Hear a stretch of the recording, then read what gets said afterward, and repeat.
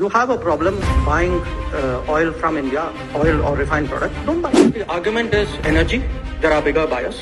If the argument is who's trading more, there are bigger traders.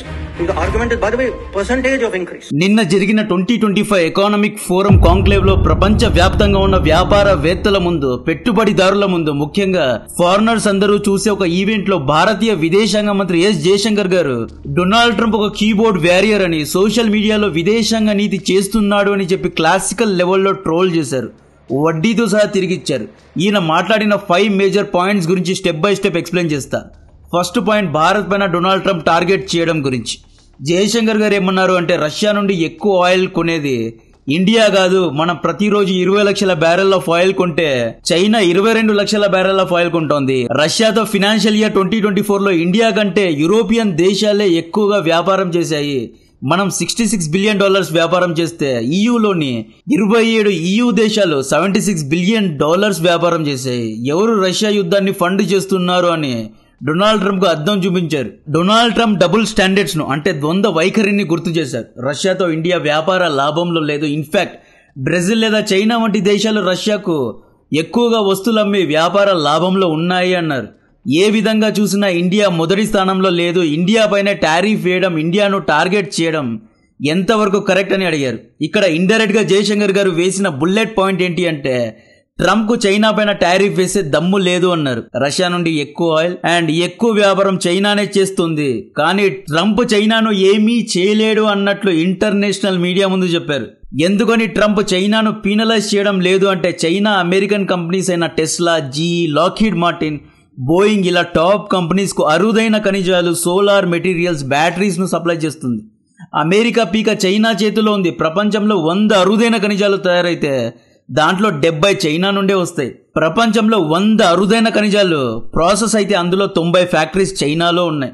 F-35 fighter jets కు కావాల్సిన 417 కేజీల అరుదైన ఖనిజం China నుండే వస్తుంది. B-2 బాంబర్స్ యొక్క స్టెల్త్ గురించి తెగ డిస్కషన్స్ జరిగాయి. ఈ స్టెల్త్ కు కావాల్సిన మ్యాగ్నెట్ కూడా చైనా నుండే వస్తుంది. Tesla, Ford, GM car batteries అన్ని చైనా గిగా ఫ్యాక్టరీస్ లో ఉత్పత్తి అవుతాయి. చైనా పైన టారిఫ్ వేస్తే పడుకొని పాస్ పోయడం లాంటిది. కాబట్టే ట్రంప్ చైనాను వదిలేసి ఇండియా, బ్రెజిల్ వంటి దేశాల మీద పడ్డాడు. సో అంతర్జాతీయ వేదికల్లో జయశంకర్ గారు ట్రంప్ బలహీనతను ఎత్తు చూపారు. దమ్ముంటే చైనా పైన చెయ్యి వేయి అన్నారు. Second bullet point, operation Sindoor. దీని గురించి మాట్లాడాలి. దానికంటే ముందు 1 మినిట్ తీసుకుంటున్నా. తెలుగులో డెవాప్స్ కోర్స్ నేర్పించే ప్లాట్ఫామ్ గురించి చెప్పబోతున్నా. అవసరం ఉన్న వాళ్ళకి ఇది హెల్ప్ అవుతుంది. జస్ట్ కొంత టైం తీసుకుంటున్నా.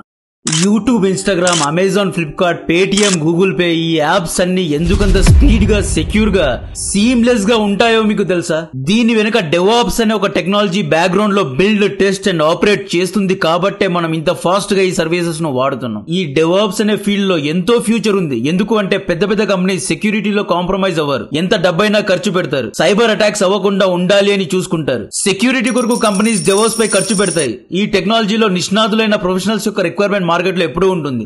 ఆర్టిఫిషియల్ ఇంటెలిజెన్స్ ఉద్యోగాలు తినేస్తోంది అనేది మనకు తెలుసు. అయితే ఈ ఫీల్డ్ వరకు ఏఐ చేరుకోవడానికి చాలా టైం పడుతుంది. ఒక ఏఐ బాట్ కు ఇటువంటి బాధ్యత గల వర్క్ ను కంపెనీస్ అప్పచెప్పడానికి టైం పడుతుంది. అయితే కోర్స్ ను ఎవరైనా నేర్పిస్తే బాగుండు అనుకుంటున్నారా? మీకోసమే మన తెలుగు వాళ్ళు జాయింట్ డెవాప్స్ అనే కోర్స్ ను తీసుకువచ్చారు. నేను పర్సనల్లీ వీళ్ళ టీమ్ తో మాట్లాడాను. నాకు నచ్చిన విషయం, వీళ్ళు ఈ కోర్స్ ను తెలుగులో నేర్పిస్తారు. సో ఈజీగా మనకు ఎక్కుతుంది. ఈ కోర్స్ లో వీళ్ళు టీచింగ్ టూల్స్ ఇవ్వడంతో పాటు క్లయింట్ ప్రాజెక్ట్స్ ద్వారా real time hands on experience అందజేస్తారు. లైఫ్ టైమ్ జాబ్ అలర్ట్స్ ఇస్తారు. జాబ్ ఆపర్చునిటీ కల్పిస్తారు. ఈ కోర్స్ యొక్క రికార్డింగ్స్ కు లైఫ్ టైమ్ యాక్సెస్ ఉంటుంది. డౌట్స్ ఉంటే ఆన్లైన్ లో ఎక్స్పర్ట్స్ ద్వారా క్లారిఫై చేస్తారు. సాఫ్ట్వేర్ స్కిల్స్ లేకపోయినా, కెరియర్ లో గ్యాప్ ఉన్నా, జీరో నుండి హీరో, ట్రైన్ నుండి ప్రొఫెషనల్ గా ట్రాన్స్ఫార్మ్ చేస్తారు. 31 ఆగస్టు ఉదయం 10:30 వీరి యొక్క డెమో క్లాస్ లో జాయిన్ అవ్వండి. మీ డౌట్స్ క్లియర్ చేసుకోండి. మీకు నచ్చితేనే సెప్టెంబర్ 1 నుండి స్టార్ట్ అయ్యే 4 months తెలుగు కోర్స్ లో జాయిన్ అవ్వండి. వీళ్ళ దగ్గర లిమిటెడ్ సీట్స్ ఉంటాయి. లింక్ డిస్క్రిప్షన్ లో, కమెంట్ బాక్స్ లో ఇస్తున్నా. డొనాల్డ్ ట్రంప్ ఇప్పటికే 40 సార్లు ఇండియా పాకిస్తాన్ యుద్ధాన్ని ఆపాను అని అన్ని ఫోరమ్స్ లో చెప్పేశాడు. అక్కడ యాక్చువల్లీ ఏం జరిగింది అనేది జయశంకర్ గారు నిన్న క్లారిఫై చేశారండి. బిట్వీన్ ద లైన్స్ చదివితే మీకు అర్థమవుతుంది. మే 8th, 9th ఇండియా పాకిస్తాన్ మధ్య యుద్ధం పీక్స్ కు చేరుకుంది. జేడీ వ్యాన్స్, మార్కో ఇలా డొనాల్డ్ ట్రంప్ టీమ్ మెంబర్స్ అందరూ ఇండియా పాకిస్తాన్ కౌంటర్ పార్ట్స్ తో మాట్లాడారు. మే 10th ఉదయం Indian air force Pak military bases ను, ముఖ్యంగా రన్వేస్ ను లేవేసింది. రన్వేస్ లేకపోతే ఫైటర్ జెట్స్ టేక్ ఆఫ్ అవ్వలేవు. కాబట్టి అదే రోజు పాకిస్తాన్ డీజీఎంఓ ఇండియన్ డీజీఎంఓకు కాల్ చేసి యుద్ధాన్ని ఆపేద్దామన్నాడు. అక్కడే డీల్ అయిపోయింది. డొనాల్డ్ ట్రంప్ ఎలా కనెక్ట్ చేశాడు అంటే మే 9th రాత్రి జేడీ వ్యాన్స్ కాల్ చేశాడు.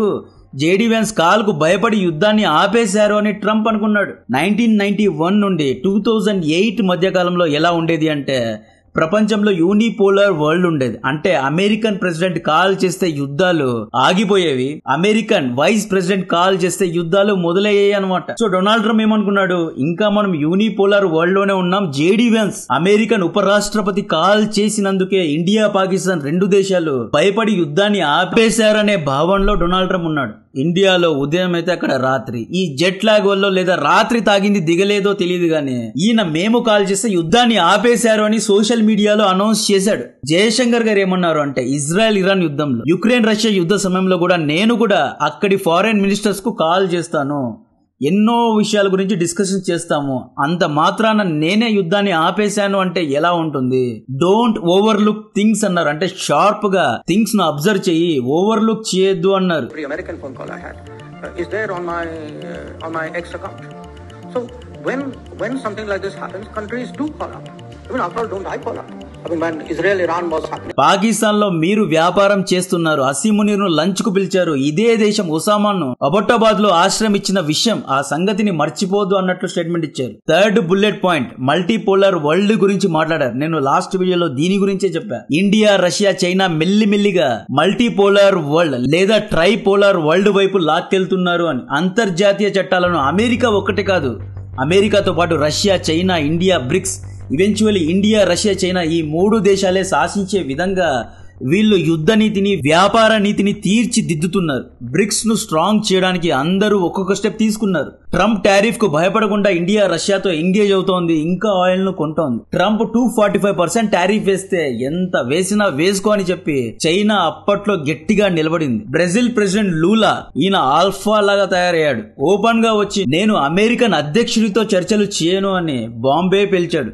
ఇలా చాలా తక్కువ నాయకులు మాట్లాడగలరు. 32 కాదు 100 దేశాలు వచ్చినా తగ్గను అని రష్యా యుక్రెయిన్ లో గట్టిగా నిలబడింది. ఈ విధంగా బ్రిక్స్ తన పవర్ ను చూపిస్తోంది. అంటే పబ్లిక్ గా కాదు, బ్లెండెడ్ గా మీరు చూస్తే అర్థమవుతుంది. మల్టీపోలార్ వరల్డ్ వైపు అడుగులు వేస్తోంది బ్రిక్స్. నెక్స్ట్ బ్రిక్స్ ను వేరే దేశాలు ఫాలో అవ్వాలి. ఇండియా చైనాను చూసి వేరే దేశాలు కూడా నేర్చుకోవాలి. ఎంత ఒత్తిడి పెట్టినా ఈ రెండు దేశాలు తమ దేశ హితాన్నే చూసుకున్నాయి. సో ఈ విధంగా ప్రస్తుతం యూనిపోలార్ వరల్డ్ కాదు, అమెరికా శాంక్షన్స్ ను ఎదిరించగలము, అమెరికా టారిఫ్ ను విధించగలము, అమెరికా పెట్టే కండిషన్స్ ను కూడా మేము ఎదిరించి నిలబడగలము అన్నట్లు ఇండియా చైనా రష్యా దేశాలు ప్రపంచానికి చూపించాయి. జయశంకర్ గారు ఇంతకు ముందు కూడా యునైటెడ్ నేషన్స్ ఫెయిర్ కాదు, యునైటెడ్ నేషన్స్ ఒక దేశం చెప్పినట్లే వింటోంది అని కమెంట్ చేశారు. యునైటెడ్ నేషన్స్ క్రెడిబిలిటీని కోల్పోయింది అన్నట్లు మాట్లాడారు. ఇప్పుడు కూడా అంతర్జాతీయ చట్టాల్లో మార్పులు రావాలి, స్టెబిలిటీ రావాలి, డైవర్సిటీ ఉండాలి అని చెప్పారు. ఫోర్త్ బుల్లెట్ పాయింట్ ఇండియా చైనాతో దగ్గరవుతోందా అని అడిగిన క్వశ్చన్ కు ఈయన తన స్టైల్లో ఏదో డొనాల్డ్ ట్రంప్ కడుపులో మంట తెప్పించడానికి మేము చైనాతో ఎంగేజ్ అవ్వడం లేదు, మోడీ గారు కజాన్లో షీ జిన్పింగ్ ను 2024లోనే కలిశారు, అప్పుడే ఇండియా చైనా మధ్య సంబంధాలు మెరుగుపరుచుకోవాలి అనే డిస్కషన్స్ జరిగాయి, బోర్డర్ ఇష్యూస్ గురించి ఆల్రెడీ 24 మీటింగ్స్ చేసుకున్నాము, మొన్న వాంగి ఇండియాకు వచ్చినప్పుడు 25th మీటింగ్ జరిగింది, చైనాతో డైరెక్ట్ ఫ్లైట్స్ ను ఓపెన్ చేయాలి అనేది ఎప్పటి నుండో ఉన్న ప్రతిపాదన, ఇండియా చైనా దగ్గర అవ్వడం ఖాయం అన్నట్లు ఈయన గట్టిగా మాట్లాడారు. 5th bullet point target Trump ను ట్రోల్ చేశారు. శంకర్ గారు యూరోప్ దేశాలను మేము మా ఆయిల్ రిఫైనరీస్ నుండే ఆయిల్ ను కొనండి అని ఎక్కడా ఫోర్స్ చేయలేదు, మీకు ఇష్టం ఉంటే ఆయిల్ ను కొనండి లేకపోతే లేదు అన్నారు. ఈ స్టేట్మెంట్ ఇవ్వడానికి కారణం మొన్న డొనాల్డ్ ట్రంప్ యొక్క లెఫ్ట్ హ్యాండ్ అమెరికా యొక్క ట్రేడ్ స్పెషలిస్ట్ నెవారో ఏమన్నారు, ఇండియా రష్యా నుండి ఆయిల్ ను కొని ఆ ఆయిల్ ను రిఫైన్ చేసి పెట్రోల్ డీజిల్ లాగా మార్చి యూరోప్ దేశాలకు అమ్మి కోట్లలో లాభాన్ని సంపాదిస్తోంది అన్నాడు. శంకర్ గారు ఏమన్నారు అంటే ఎవడూ ఫోర్స్ చేయలేదు కదా, యూరోప్ దేశాలు ఎందుకు ఇండియాతో ఆయిల్ కొనాలి, కొనొద్దండి, ఇండియా రిఫైన్డ్ ఆయిల్ చీప్ గా దొరుకుతోంది కాబట్టే EU దేశాలు కొంటున్నాయని క్లారిఫై చేశారు. నిజంగా నెవారో ఒక ట్రేడ్ అనలిస్ట్, అటువంటి వ్యక్తి చైల్డిష్ గా మాట్లాడుతున్నాడు. ఇయర్ 2022లో యుక్రెయిన్ యుద్ధం స్టార్ట్ అయినప్పుడు అమెరికానే ఇండియా దగ్గరకు వచ్చి ఇండియాను రష్యన్ ఆయిల్ కొనడానికి ఎంకరేజ్ చేసింది. మనం ఆయిల్ కొనకపోతే ఆయిల్ షార్టేజ్ వచ్చి ప్రపంచ వ్యాప్తంగా ఆయిల్ రేట్స్ అనేవి షూటప్ అవుతాయి. యాక్చువల్లీ మనం గ్లోబల్ మార్కెట్స్ ను స్టెబిలైజ్ చేశాం. ప్రతిరోజు రష్యా 10 లక్షల బ్యారెల్స్ ఆఫ్ ఆయిల్ ను ఉత్పత్తి చేస్తుంది. సడన్ గా don't by oil with Russia అంటే ఈ 10 లక్షల బ్యారెల్స్ ఆఫ్ ఆయిల్ ను ఎవరో ఒకరు ఉత్పత్తి చేయాలి. సౌదీ దగ్గర ఆల్రెడీ ఓవర్లోడ్ అయింది, ఇరాక్ చేయలేదు, ఇరాన్ దగ్గర అంత కెపాసిటీ లేదు. జేడీ వ్యాన్స్ లేదా జెలెన్స్కీ ఆయిల్ బావుల్లో దిగి దీన్ని తోడుకురావాలి. 10 lakhs barrels of oil per day అంటే మామూలు విషయం కాదు. రష్యా ప్రపంచ దేశాలతో ఆల్రెడీ చొచ్చుకుపోయిందండి. ఇప్పుడు 1940s నాటి యుద్ధాలు కావు. 1940s 1930s లో ఏంటి అంటే ఒక్కొక్క దేశం సపరేట్ గా ఉండేది. వారి యొక్క ఎకానమీ చొచ్చుకుపోయేది కాదు. ఒక దేశం పైన దాడి చేస్తే వేరే దేశాలపైన ప్రభావం పడేది కాదు. కానీ ఇప్పుడు మీరు రష్యాను బాయ్కాట్ చేస్తే చైనా, ఇండియా ఇలా ఎన్నో దేశాల్లో ఆయిల్ షార్టేజ్ వస్తుంది. యుక్రెయిన్ వార్ వచ్చిందని చెప్పి ఆయిల్ లేదు అని చెప్పి వాషింగ్టన్ లో ఉన్న మిస్టర్ జాన్ పార్టీకు వెళ్లడం మానేస్తాడా? న్యూ ఢిల్లీలో ఉన్న మిస్టర్ జనార్దన్ సినిమాకు వెళ్లడం మానేస్తాడా? లేదు కదా. యుక్రెయిన్ కోసం ఎవడూ కాంప్రమైజ్ అవ్వడు. యుద్ధాలు చేయాలి, లగ్జరీ కూడా కావాలి అంటే ఎలా సాధ్యమవుతుంది? యుక్రెయిన్ లో యుద్ధం వచ్చింది అని చెప్పి యూరోప్ లోని ఏ ఒక్కడైనా నేను కార్స్ ను వాడను, ఆయిల్ ను వాడను, రష్యన్ ఆయిల్ అండ్ గ్యాస్ ను వాడను, మంటలు వేసుకుంటాను, చలికి చచ్చిపోతా అంటాడా? అన్నాడు. వాడికి లగ్జరీ కావాలి, at the same time Ukraine లో కూడా న్యాయం కావాలి. రెండూ ఒకేసారి జరగవు. ట్రంప్ తన ఫారెన్ పాలసీ సోషల్ మీడియాలో చేస్తున్నారు అని చెప్పి చురక వేశారు. జయశంకర్ గారు క్లాస్ గా ట్రోల్ చేశారు. లేదు సోల్ లేదు, కొడుకు పేరు సోమలింగం అన్నట్లు డొనాల్డ్ ట్రంప్ ఇంకా అక్కడ డిస్కషనే జరిగి ఉండదు, ఇంకా ఏది కన్ఫర్మే అయి ఉండదు. అప్పుడే ఎక్స్ వచ్చేస్తాడు లేదా ట్రూత్ సోషల్లో సీజ్ ఫైర్ చేశాను, possibly I will end the war, possibly I can stop the Ukraine war అన్నట్టు స్టేట్మెంట్ ఇస్తాడు. కన్ఫర్మేషన్ కు ముందే సోషల్ మీడియాలో ఎజాకులేషన్ చేస్తాడు. అదే ఎక్స్, ట్రూత్ సోషల్ యాప్స్, ఇలాంటి యాప్స్ లో ఫారెన్ డిప్లొమసీ చేస్తాడు. ఇది కరెక్ట్ కాదు అన్నట్లు జయశంకర్ గారు చెప్పారు. సింధూర్ యుద్ధంలో కూడా ఆ రాత్రి భారతీయుల్లో చాలా మందికి నిద్ర లేదు. సో నెక్స్ట్ డే ఏం జరుగుతుంది అని చూసేలోపు డొనాల్డ్ ట్రంప్ ఎక్స్ లో వచ్చేసి ఐ డిడ్ సీజ్ ఫైర్ అని ప్రకటించేశాడు. సో ఈ విధంగా చాలా మంది భారతీయులు ఇతనికి అప్పటి నుండి అగేన్స్ట్ అయ్యారు. అమెరికా అధ్యక్షుడు ఒక స్టేట్మెంట్ ఇవ్వాలి అంటే ఒక ప్రోటోకాల్ ఉంటుంది, ఒక కన్ఫర్మేషన్ ఉంటుంది, ఒక లెటర్స్ ద్వారా కన్ఫర్మేషన్ లెటర్స్ ను పంపిస్తారు. ఈయన సోషల్ మీడియాలో కీబోర్డ్ వారియర్ లాగా మారిపోయాడు. ఫైనలీ యూఎస్ఏతో డైలాగ్ ఈజ్ స్టిల్ ఆన్ అన్నారు. అంటే మనం యూఎస్ఏతో పూర్తిగా గొడవ పడడం లేదు, సో ఒక మంచి డీల్ ను మనం చేయబోతున్నాము అన్నట్లు పాజిటివ్ గానే మాట్లాడారు. సో డొనాల్డ్ ట్రంప్ తర్వాత వచ్చే నాయకులు డెఫినెట్ గా ఇండియాతో చాలా గట్టిగా ఎంగేజ్ అవుతారు. బికాస్ చైనాకు ఆల్టర్నేట్ గా ఇండియా తప్పితే వీళ్ళకు వేరే ఆప్షన్ లేదు. ఇండియాలో టాలెంట్ ఉంది, రిసోర్సెస్ ఉంది, యువత ఉన్నారు. అండ్ ఇంటిగ్రిటీ విషయంలో ఇండియాను కొట్టే దేశమే లేదు కాబట్టి అమెరికాకు ఇండియా యొక్క సహాయం కావాలి. సో ఈ విధంగా జయశంకర్ గారు క్లాస్ లెవెల్లో ట్రోల్ చేశారు. ఈ వీడియో మీకు నచ్చినట్లయితే లైక్ చేయండి. ఛానల్ను ఇంకా సబ్స్క్రైబ్ చేయకపోతే దయచేసి సబ్స్క్రైబ్ చేయండి. లెట్ మీ రిమైండ్ యూ, మన తెలుగు వాళ్ళు తెలుగులో ఇస్తున్న జాయింట్ డెవలప్స్ కోర్సులో జాయిన్ అవ్వండి.